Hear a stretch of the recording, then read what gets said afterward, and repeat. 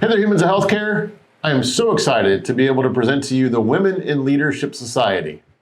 Now, this interview is not one that's going to make or break an organization like the Women in Leadership. They're a part of an industry called Healthcare Technology Management, and they're already well known. They came together as a group, formulated this Women in Leadership idea like 4 or 5 months ago.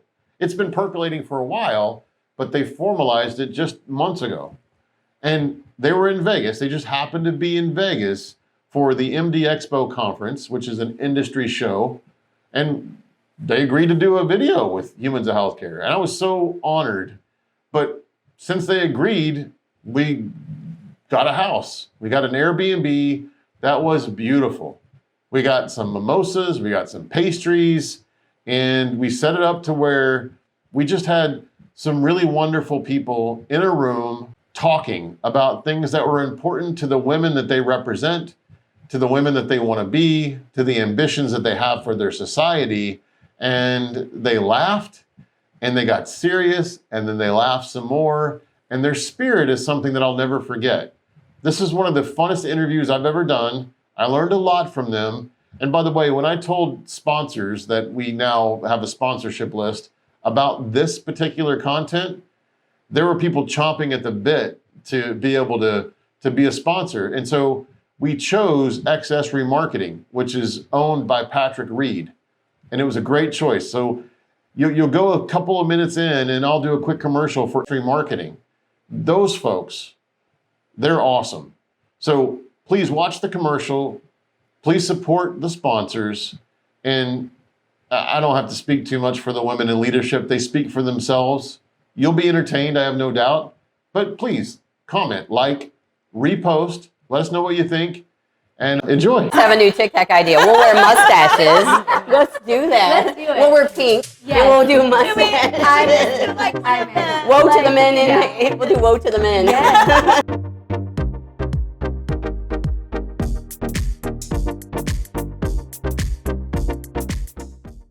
I love the mission, and I hope you guys can talk about that. Like, what are you trying to accomplish? Is there like steadfast goals, or are there these finite things, or you just want to see what happens? I think foundationally, April had a vision, and it's evolving. I think there's other females that have put groups together. I think we're trying to figure out our best route. We know fundamentally we want to represent females in the industry. We also want to integrate some sort of mentorship program to the females.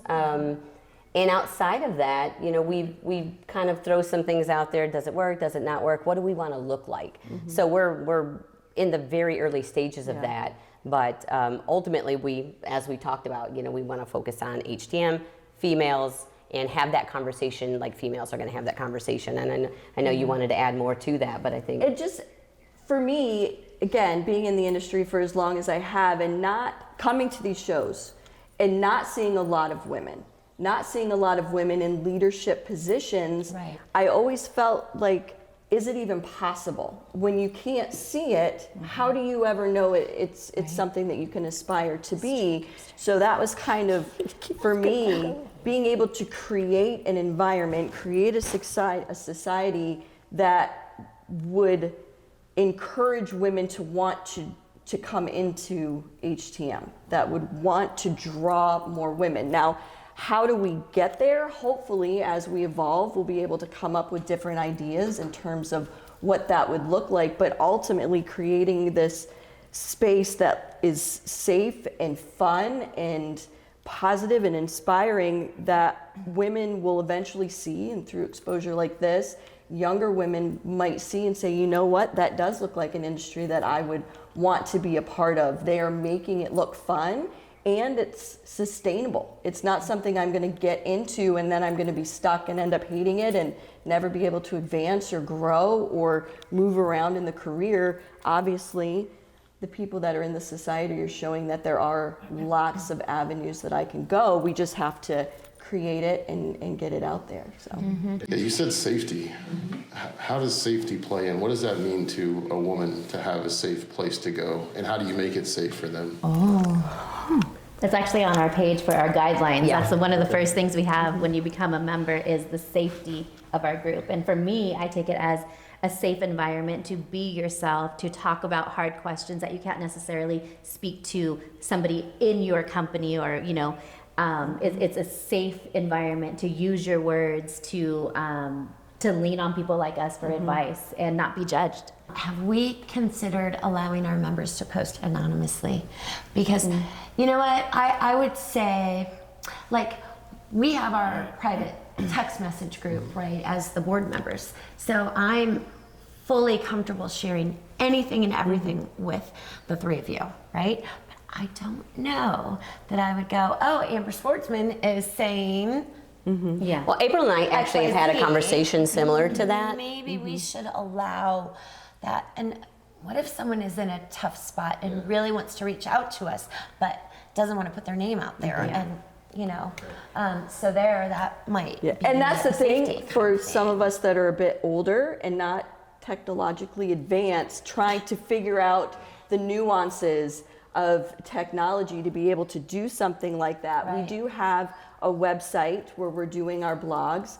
And so Kim and I had talked about, is there a way through the website that we could have an email address? So if somebody doesn't want to post, just like Amber said, in the group and put it all out there, but would rather share an idea or ask for advice, that it could go just to the group and they could come to us more anonymously. Having that idea box, and then also just build, I think it also goes back to the organic relationships, and offering that true like handshake, that connectivity where you trust somebody. You're not going to trust everybody, everybody's at different levels, different spaces in the industry. So being able to build mentorships, like how do we connect those dots where you have that one-on-one, or maybe you have a couple people that are helping this one female. I think that's another avenue that you could have, that someone says, I need to have a conversation, like I don't know, I'm harassment, or like fill in the blank on what it could be. I need to get some, not my managers, because my manager is the ones doing the harassing, something like that. So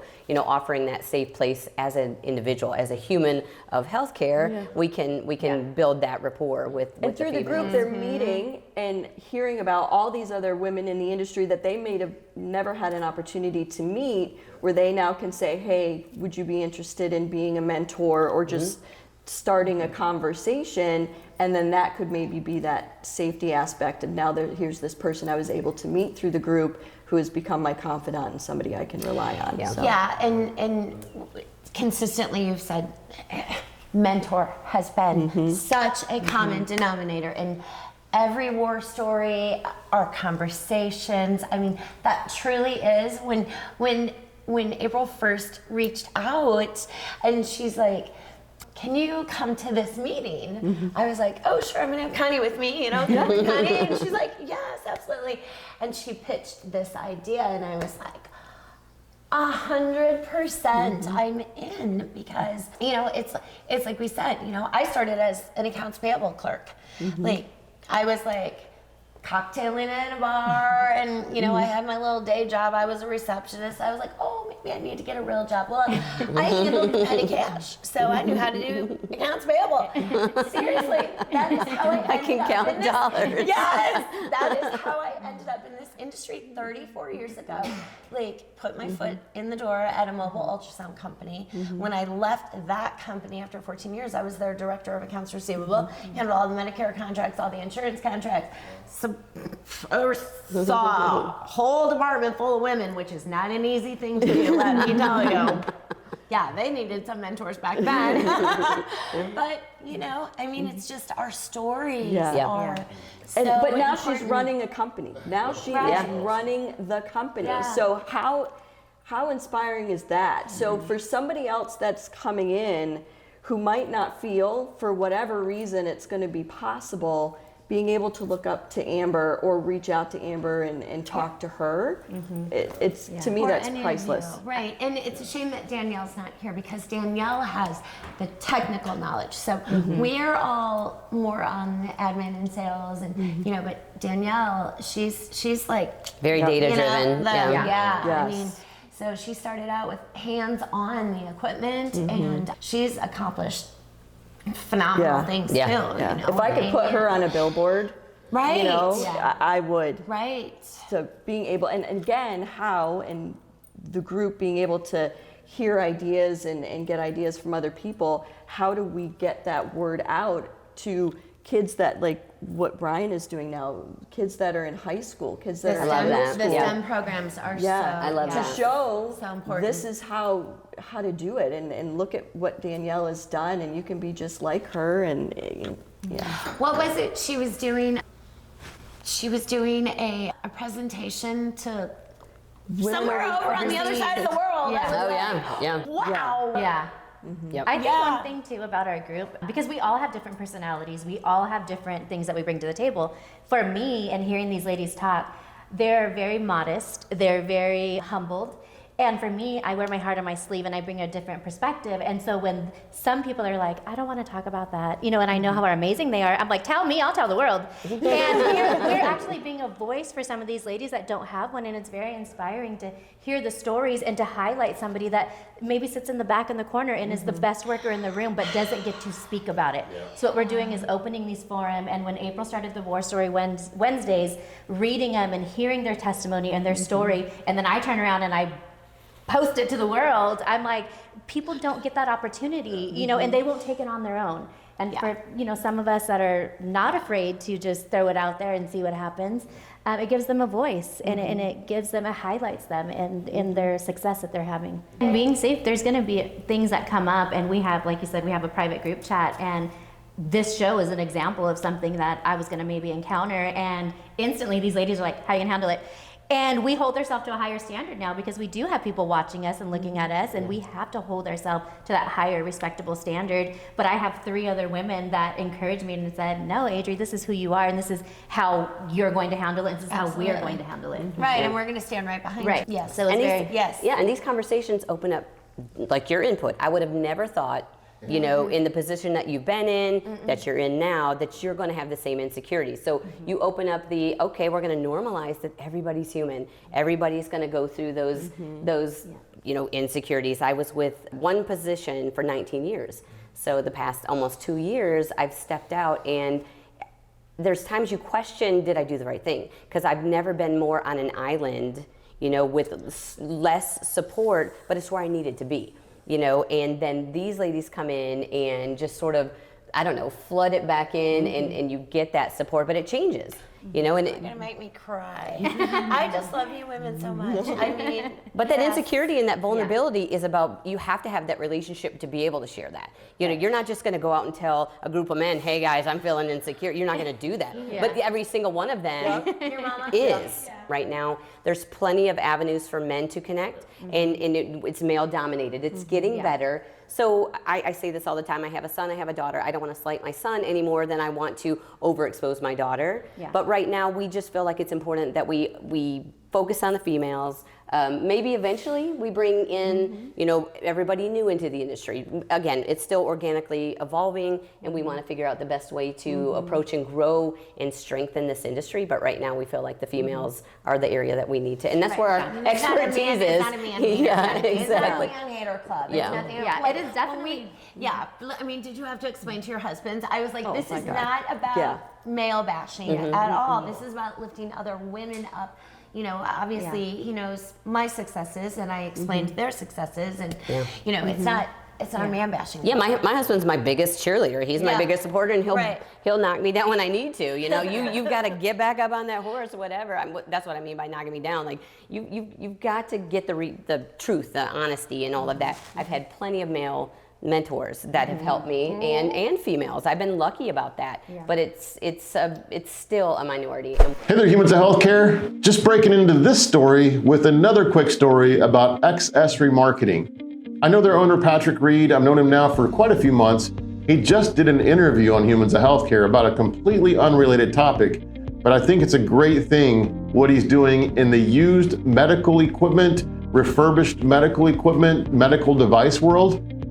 About 5 years ago, with $1,000 on a credit card, he started buying equipment, and then he sold it, and then he bought some more, and he refurbished it, and he sold it. He bought some more, refurbished it, cleaned it up, sold that. So 5 years later, here we are, and just the other day I heard he hired somebody that I've known in this industry for a long time, somebody with a great reputation. So now he's attracting really good people to come work for his company, and I know why. Patrick, he's a guy that sticks. He's a guy that you can befriend because he does what he says he'll do. And when you're buying used equipment, that's one of the main factors is, are you gonna have somebody who sold the equipment stick if things go wrong? Or are they gonna run and take all the profit with them? Patrick's not that guy. He's in it for the long haul. He's bootstrapped this thing from the beginning. He's got all of his heart and passion into this company. If you wanna find out more, reach him at info@xsremar.com. That's info@xsremar.com. Patrick's a great guy. Thank you for your sponsorship. Thank you for your friendship. And I look forward to the growth that you're obviously on the verge of experiencing. Best of luck. And thank you, Humans of Healthcare, for listening. I wouldn't bring this forward, I promise, unless there was some value for you. Take care. I'd say from the male side, I certainly would like more love to be shared. I'm not good with male affection. It's really hard for me. But it's nice to have this, see this happening. Because it's okay. What we're after, what we probably really need deep down is you're exhibiting that for us. And you're kind of, you're paving the way for us to do this. Because we don't know. We don't know how to go down this path, So we can learn if we're open to it. And I think just like going back to what we were talking about, different platforms, we'll use TikTok as an example. Everyone on TikTok sees something and they recreate it. You'll see 15,000 videos of the same exact thing. And by us doing this, it would be nice. I would probably giggle, but it would be nice to see men in leadership. And we're like, hey, where'd you come from? But then we start collaborating and we start growing and we start learning from each other. I'm like, I love that. Adri, I just have a new TikTok idea. We'll wear mustaches. Let's do that. Let's do it. We'll wear pink and we'll do mustaches. I just do like Woe to the men. We'll do woe to the men. Yes. And it's funny how we started wearing blue. It was actually April's idea. And she's like, what's going to be our color? And then she's like, men wear blue. And we're like, well, so do we. She we're just specifically mentioned the reason why she didn't pick pink. Right? Which is my favorite color, but it made so much sense when you explained it, like traditionally. What was it? Well, because traditionally you think of blue as a male color. I mean, even all these gender reveals. Speaking of TikTok, you can't see a video without a new gender reveal idea, and it's either pink or blue. So traditionally, blue has always represented a man. So for me, it's like, let's own that. Let's own that color and not do the traditional girl color. Let's own the blue. So she was quick to point out that it had nothing to do with the company that she works for. So these two, their colors are blue. Our colors are, you've got blue in yours, but you're also rocking the green. Yeah. Right? And Check out the nails, though. You have to show the nails to them. green. My toes match too. I seen him at the booth yesterday. Right. I was like, Amber, your shoes are off. Where do you guys get the energy? Where does it come from? How do you get it and give it? it comes very naturally when you are passionate and really feel deep down for something. You have the energy for it. But for me too, it's the group of women and seeing them get excited about it, seeing what we can do, you just start feeding off of it, and it just becomes. Y'all are very inspiring to me. And, I seriously, and go back to those insecurities again. Like you really lift me up. Like it's empowering to know that you have. Like, it's like the Sally Field thing. You really like me. I don't know how I feel. Sometimes I'm like, really, you guys want me in here, I mean, you really like me. So I think where females get a little bit easier, we're a little bit more community. And I think life's a team sport, and I think that's where males have a harder time because it's a little bit more, you guys are siloed, and I think we have a little bit of a benefit to be able to join together and spiderweb our ideas. Hey, I thought about this. Oh yeah, but and it all kind of spiderwebs, and I think you guys are a little bit more, hunt and seek and find, and we're a lot more of the community. But if we can do this for each other, imagine what we can do for the other women in the group. But more than that, I'm hoping it expands out to the men that we work with. Yeah. To see that passion and to feel that energy, and then they can take that in, and it inspires them to want to bring in more women, or to say, you know what, maybe I shouldn't overlook Jan for this position, or maybe we should think about bringing in a female, COO to the company or something like that. Seeing this energy, seeing what we can accomplish, I'm hoping will inspire the men to think long and hard about bringing that into their organizations too. Yeah, everybody can be a culture champion. How do you take care of yourselves individually? It's funny that you say that, because at the last show we were at ICE in Irvine, and I know Kim and I have started this new health journey, and we kind of bonded over this, and I talked to Amber about it in Florida. And so we had this crazy idea, like, hey, let's go to the gym the next morning. And we started talking about it, and we started spreading the word. And there was like 18 people in the gym the next morning, and we're like, why did we tell everybody? That was like, not an early night. That was not an early night either. Yeah. But we made it. We were in the lobby the night before drinking Yeah. tequila. But we all, men and women, showed up in the gym. And then we all talked about it, and we posted photos. And your mental health, for me, it starts there. It starts there. How you feel internally is exactly what you're going to produce externally. And for me, I am a huge self-love, self-awareness. I started going to church a month ago. So literally after doing this group, it's just given me a new perspective on life, and to wake up and to tackle the day.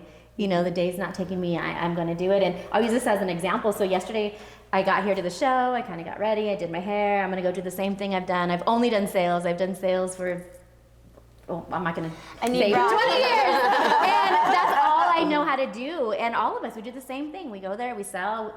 But getting ready today, I put my blues on, I put my makeup on, I did my hair, because this is my passion. My passion is leading, my passion is mentoring, my passion is collaborating with other women. And to be able to highlight that as well as be good at what you do, how can you not be energized? Like literally, this is probably one of the best days of my life. Yeah. I've never done things like pretty this. cool. And Adrian, you're such a cheerleader. Like I've put it out there, on the post. Like, I love your spirit, and I'm so happy to hear that you're going to church. Yes, my day starts with prayer and the Lord.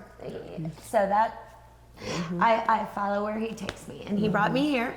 And we were talking about this last night. I was like, God puts people in front of you for a reason, and 100%. That's what fuels me. Yeah, I think health is my faith. Health is mind, body, and soul. I agree with that. Yeah. And I have to exercise. If I don't, I call that my Xanax. Like if I don't, I'm going to, I've got to keep moving. But I think fundamentally, culture is the foundation we all start from. And I get to draw from that as well. Not everybody has that same thing. I think in the HTM space, we are small. It's a small community. I think a stellar product line is where everybody starts.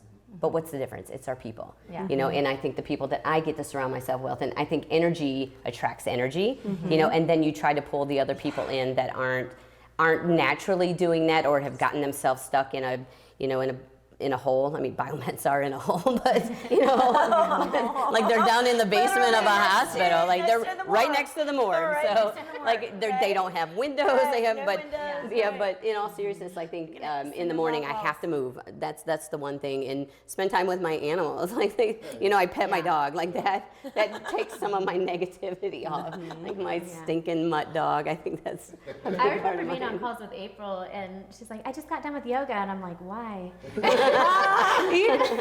Yeah. I like it. I get it now. I'm the same way. I have an hour, and I don't know when or where I'm going to carve it out, but I have to have that hour a day where I'm putting the phone down, I put the computer down. Everybody in my house knows there is going to be an hour where I have to devote to myself and to work out, either doing yoga or getting on the treadmill or something, just to get in my own mental space. Yeah, but Danny, like you said, people follow trends. Trendy is probably the best word for this day and age.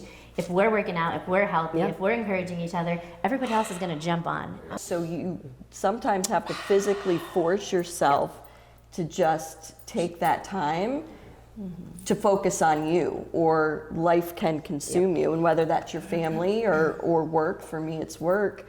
To just not take care of myself, and then where would you be? So, yeah, and I think there's a lot of advantages from working remote, but disadvantages because it never shuts off. Your work is So I go into the office every day. So when we have our meetings at like 5 o'clock, you guys are like, oh, Amber, you're still at the office, right? But I shut down and I go home. Yeah. It's still right in front of you guys when you're working Yeah. remote, you know. So Yeah. there's Yep. you know, good sides Gotta and bad balance sides it. to it. Yeah. So I'm learning this thing about working in your unique ability, what is about you that's unique, and then trying to shed the things that you don't like to do, you know, and it's really hard. It's really hard to figure out how to do that, but surrounding yourself with who's, you know, is a good way to figure that. You all have an entrepreneurial spirit. I can kind of feel it, you know, but you work for companies, right? Right. What's the challenge there with your entrepreneurial spirit and contributing to a corporation? You know, is that something you grapple with? You know, how does that feel? And you know, I'm on the other side now. I've been in the corporation for a long time, and I'm free, so to speak. But you guys are contributing so much to a company, and it's they're lucky to have you. I'll just say that, lucky to have you, because I mean, I'd love to have talent like you contributing to my company. You know, but you could go. I mean, I don't know. It's a tough question to ask, but you got the spirit. You got the entrepreneurial spirit, you know? My husband and I just became business owners last month. Small business owners. Nice. And it's funny because for years I've been pouring my heart and soul into other companies. And so he's a barbecuer, and everything he cooks, I'm like, we could sell this, right? That's my sales hat. And after a year of preparation, and again, I said I started church because I'm like, I need help, like show me the ways. And my cup is overflowing. So we literally got our business license, and I'm going out there and I'm giving everything away for free. And my husband's like, really? And I'm like, well, if they are hungry. And so I am using all of the skills that I have learned, and I'm doing my own marketing and sales and booking events, and it's refreshing because I'm still doing my corporate world. I'm still doing our women in leadership. I still do coaching. And now we have our business that I'm able to I feel like it's full circle now. Like I'm able to do something that I'm passionate about. But for me, it's a very powerful statement to myself and my testimony on not only can I do this in the corporate world, I'm bringing this home to my family. But it's not always easy when you do work for a company, when you have ideas that you think are amazing ideas, and you can't go anywhere with them. So for me, having other outlets, having the Women in Leadership Society to be able to put some things into play that you might not be able to do in your own company that you work for, because there are, you know, different levels. But again, in my mind and in my being, if I prove it out, if I can show it, if I can work hard enough, hopefully someday they'll see the benefit of it and maybe it will happen. But there are restraints when you do work for a corporation to be that creative. There absolutely are, because ultimately the decision isn't yours to make. Yep. But I have to give a shout out. I mean, Saturday morning randomly, I got a random text thanking me for my 17 years and that I was a godsend to the company. And my response was, thank you for allowing me the freedom to do what we do, what we do. You know, I have a team. So this success that I've achieved is directly related to the team that I work with, you know, and I want to get in the trenches with them. And, you know, I mean, they're very respectful, and they're like, you don't have to do this. I'm like, I want to, you know, and I tell them all the time, I'm like, I am your coworker. Someone has to be in charge. It just happens to be me, but I am I'm your coworker, right? You know, I put my pants on, you know, One leg like, on just like you do. You know, Right. so. And I think having the support of all these lovely people, women, is important, but I think you have to be self-driven, self-motivated. I think that's important. Find whatever route that is, mind, body, and soul, like it all contributes. But I think for me, laying my head down at night, knowing that I did the best job that I could do, you know, it just makes me sleep better. It makes me feel fulfilled. And when I'm not checking those boxes, like I feel like I've got a void missing. I'm in a position where I'm supported. The management allows me to be as creative as I want to. We've built that trust. I feel very fortunate that in my career I've been able to, you know, you've done all the things you hate to do, and you still have tough things, but the doors have opened where I really get to utilize my basic skill set, the thing that just drives me and makes me feel the most successful. So And I think not they everybody allow gets you to there. shine. They allow They you do. to shine. And so I love that we've been able to witness that too. You know, the fact that. and knowing how to delegate the things you don't want to do, you don't have to do anymore. Like I just feel like in this decade of my life, not everybody gets to be in this place, and I'm very, very grateful to be here. Yeah. It's also very overwhelming to be here because we all sit on executive positions at our own companies. And when we were on a podcast hearing these ladies talk, I actually called the podcaster after, and I'm like, how do I speak like Kim? Like, Kim doesn't know that I say that or that I said that. And, you know, April works with a very male dominant company, and I'm like, how is she in those meetings? And, you know, for me, I feel very successful in my career, but partnering with other executive level women and hearing their stories and how they do it and how they present themselves and how they cross their legs and they say, I mean, we're all learning. And it's very overwhelming, though, to know that I'm sitting on this panel with these ladies because I am Hispanic tattooed woman. I'm like, I don't belong here, but I do. I have a story to share. Can we talk about money? How do you get to where you want to go financially? Are you making as much as you should? How do we improve that? You know, how do we talk about money in a way to where it's not like something we're embarrassed by, or, you know, your mom gets onto you for, you know, when you talk about it in public? You know, are you making what you should be making? That is a tough topic. It's a tough topic, but I will go first because I am a strong advocate for being happy and being compensated, and I'll talk for my team. So when I joined my current company, it's been about 2 years, they didn't necessarily do employee reviews, meaning with no employee review, there's no salary enhancement.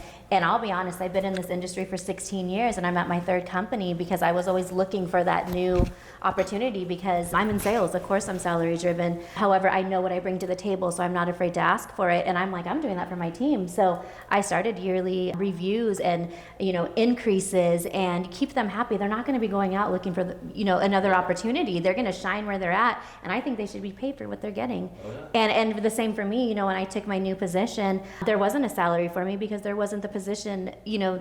I basically said, here's what I want. And he said, done. And I'm like, really? It was just, it's as easy as that. I mean, you have to ask for what you want because if you don't, somebody else says, Kim's going to come right in there and grab it. But you've also worked 16 years to get to this place, right? Yeah. And Right. I think this is a male-female topic. I think there are discrepancies still. I think we've come a long way. I think there's areas that we need to definitely improve. I had to work my way up the ladder, and I've earned my keep, but you still have to go, you still have to fight for that equal pay. I would love to say that what Adriana said, and it, being able to go in and say, I feel like I'm worth this and this is what I should get paid. I wish it was that easy. I can't It's say. difficult, isn't it, April? Yeah, I can't, especially the bigger the company is, and the more layers that you have to go through. They're very, very uncomfortable conversations to have. And I feel like I have moved to a much different place where I am more confident and want to have those conversations, but they don't always get you where you want to be, unfortunately. So there is still a fight out there, and I don't even know if it's a woman thing. It's a woman thing for me because I am a woman, where I'm constantly feeling like I need to work even harder because I have even more to prove because I'm not where I want to be. So obviously there's something lacking that I need to keep pushing and doing more and proving more to finally get to that place. Who are we trying to prove it to, right? I do the same thing. I push myself. I work 10 hours a day, every day, and who am I trying to prove it to? Am I trying to prove it to my boss or myself? Or is because I will personally push myself, which I know y'all do the same thing. So Is longevity the value? I don't know that, to your point, you had to change jobs a couple times. That the old adage that a prophet has no worth in his own town. yes, When you grow up in an area, sometimes the move is important. Like, I hate to say that. They see you here, and your value is here. So they don't necessarily want you to leave where you bring them the most value. I think you have to find where your value is in yourself and go find where it matches in the industry. Yeah. And speaking about that, because like I mentioned, I do a lot of coaching. So I've been coaching 20 years, and I was volunteer for a good 10 years of that. I moved over to the high school, I got on payroll, and I realized I was making like $20 for the entire week. And at that point, I'm like, this isn't worth it anymore. To me, it took the passion away, and I preferred the volunteer side of it because I was able to just go out there and do what I would. And when you put a value on it, it didn't make sense to me anymore. I'm like, this is not why I do this. So at the same time, you know, you have to know your worth and what you want to bring to the company. And if somebody's willing to let you go over a salary, that's a question you got to talk to yourself about, Right. you know, and I think it's also important to add, just because I am a female doesn't mean I should get preferential treatment. Don't go in and just say this new power movement. You know, we want to level the playing field. I want to be in an interview and they say she's more qualified because this skill set, not because we've got to fill a role with a female, have a minority, you know, or you know, or slight the male because he didn't make it because they had to fill it with, you know. Hopefully we'll get to that place where we normalize it's a human thing. And normalize that when you do get to whatever that position is, that your salary range and the money that you're going to make is going to be the same as what they're paying the male counterparts at that same level. And I think that's where we see some discrepancies. And again, it's hard because no one's talking about it. You don't automatically know what everybody else Right, is you're making. not able to talk to your counterparts and go, hey, So how much do you make? Yes. But you hear stuff and you know stuff, and I think that to me will diminish, like in Adriana's example, it will start to diminish your passion and how hard you are working if you don't feel like you are being compensated at that same level or for the amount of work that you are doing. So it is always tough. But again, this group, because those are very hard questions that not everybody is comfortable asking in their corporate world. So, but you want to talk to somebody about it. You want to ask, how did you do it? Or what should I do? Or where do you think, you know, I should be, or how to get there? It's a taboo topic, isn't it? It no one is, talks but about to it. have a I don't know how space much you make, or you make, or you make. and people to talk to about it is very comforting because not everybody has that, and everybody goes through it. I mean, man or woman, everybody goes through at some point in their life needing to have that, you know, money conversation. So Are titles in that same conversation as money? to me, the title was important because we didn't have any women in our company that had that title.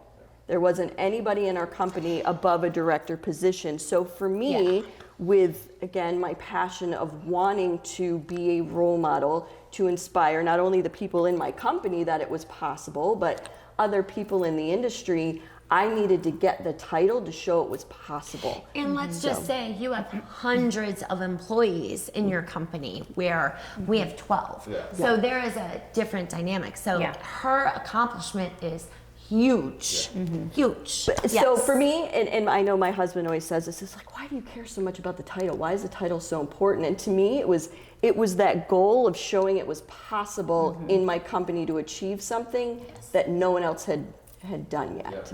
So, Absolutely.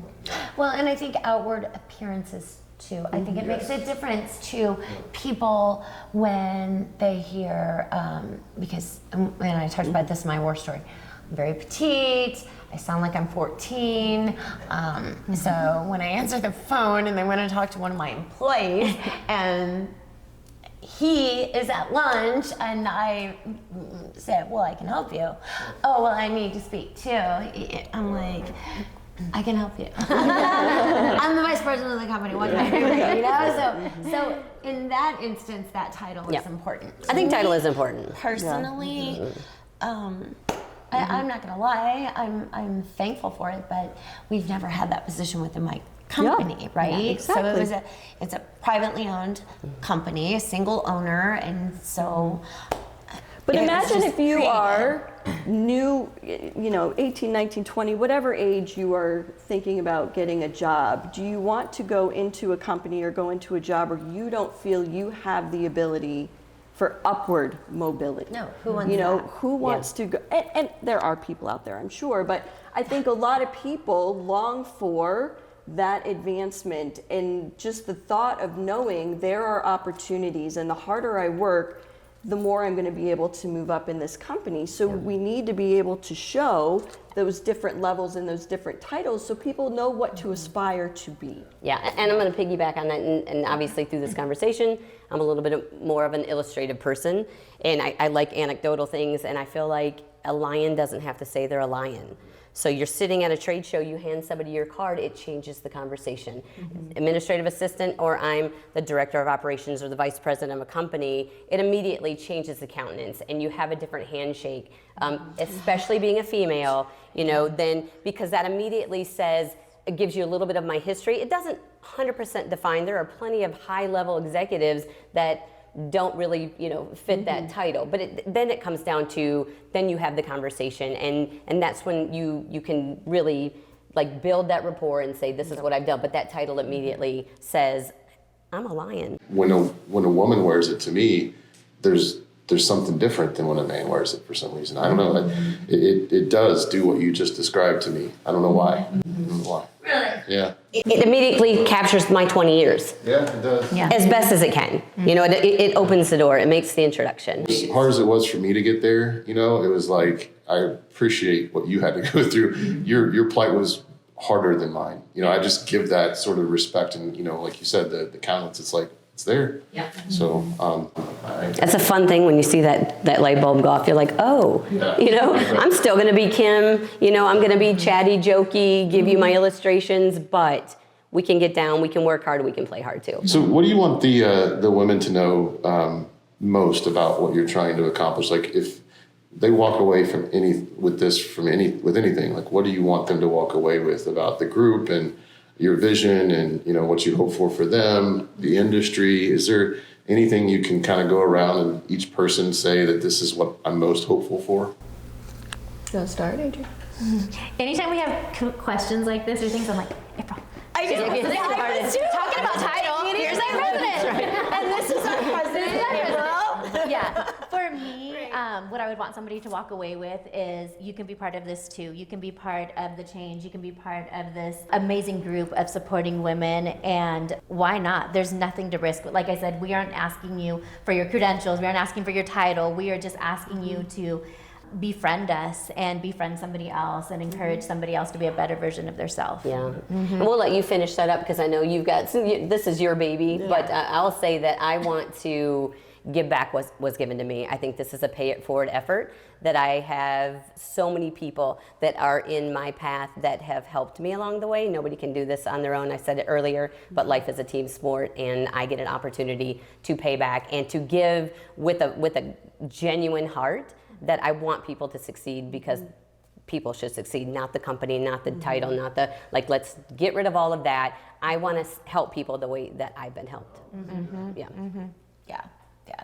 So I hate being put on the spot because I hate it. But I was invited in, and I didn't know. So I didn't know what my contribution would be. So even after all of these years and the accomplishments that I've had, it took these three women looking at me and saying, yeah, Amber, you've done it. So at this point, I want to be able to give other women that same sense of accomplishment, the validation that the three of you have given me. So I want to be able to do that for other women too, to give them, because we are human. We self-doubt constantly, and despite my accomplishments, I mean, just to receive that validation. So I want to be able to give that to other women as well. Yeah. And I think the group is just showing that it can be done. You know, being able to just present to the world it is possible, and we're stronger together. So the more women that we can encourage to come in and contribute to this positive, energetic, inspirational atmosphere is only going to help everybody else. And again, the more women that we can encourage to join and just be a part of it, we're going to be able to accomplish so much more. as a group being together. So that's kind of my goal and my hope for it. Power in numbers, right? Yep. Well, I'm honored. Thank you. for Thank doing you. this. It was amazing. Thanks for reminding us. Yeah. Yeah, it was a real honor for us. No, it's an honor for us. We appreciate everything you're doing for the industry, and everything that you're contributing is just amazing. So we are honored to be a part of it. Yeah, we love seeing what we're doing and meeting your mom. Cheers, Mom. Good job. Hey, this is your host, Danny Mobley. Thanks for watching Humans of Healthcare. Please subscribe below for more great interviews.